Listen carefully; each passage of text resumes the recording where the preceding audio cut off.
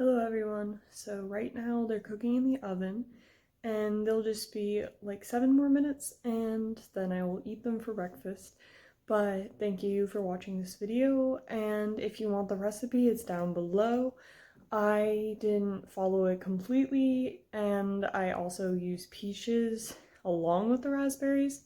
So you can adhere to my recipe or their recipe or make your own decisions on how much of each thing you want. I only added 3 tablespoons of maple syrup instead of half a cup because it's already pretty sweet with the fruit and it only needed a little bit more to sweeten it.